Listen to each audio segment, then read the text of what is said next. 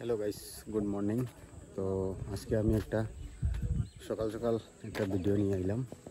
আর আপনারা দেখতে পাররা যে মর্নিংয়ের ভিউটা কীরকম আমি দেখাইলাম। তো আমরা যাইলাম এখন ইলেকশন ডিউটি রামনগর।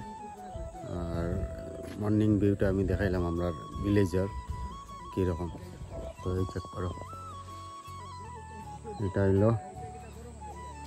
পঞ্চবটি। আর এখানে দেখো মানুষের কাজ করে, 4 দিন হয়ে গেছে। খুব সুন্দর একটা ভিউ। আর এখনো সূর্য ভিউটা দেখো কীরকম, খুব সুন্দর। গাছ দেখো সাইডের দিকে, মানে দুদিকে গাছ আছে। এটা হলো পঞ্চবটি, সুন্দর একটা ভিউ। জল দেখো কীরকম মাঠের মধ্যে।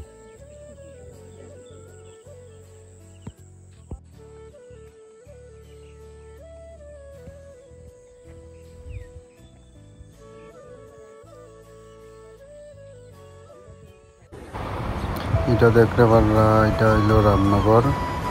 ইলেকশন ডিউটির যত গাড়ি আছে সব গাড়ি এখানে বন্ধ করা আছে।